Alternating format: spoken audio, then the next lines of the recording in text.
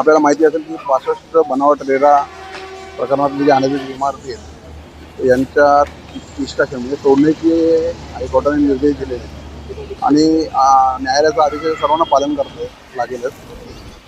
त्याच्याबद्दल आता कायदेशीर लढाई चालू झालेली. पण नागरिकांवर कारवाई करायला आज महापालिका प्रशासन पुढे आलेलं आहे. पण महापालिकेत बसलेले जे भ्रष्ट अधिकारी आहेत त्यांच्यावरती कारवाई आजपर्यंत केली गेली नाही. आमचा मागणी आम्ही आज निवेदनाद्वारे आयुक्तांकडे केली आहे की ज्या ज्या प्रभाग क्षेत्र अधिकाऱ्यांच्या कार्यक्षेत्रामध्ये अनधिकृत बांधकामं झालेली आहेत त्यानुसार त्या प्रभाग क्षेत्र अधिकाऱ्यांची जबाबदारी निश्चित करून त्यांच्यावर पहिले निलंबनाची कारवाई झाली पाहिजे. कारण ही सर्व चूक सर्वात अधिकारी याला जबाबदार आहे. त्या अधिकाऱ्यांमुळे आज 6,500 कुटुंब रस्त्यावर येणार आहेत. महापालिकेच्या आता आयुक्तांनी एका प्रभाग क्षेत्र अधिकाऱ्याची निलंबनाची कारवाई केली, पण ती दिखावा आहे.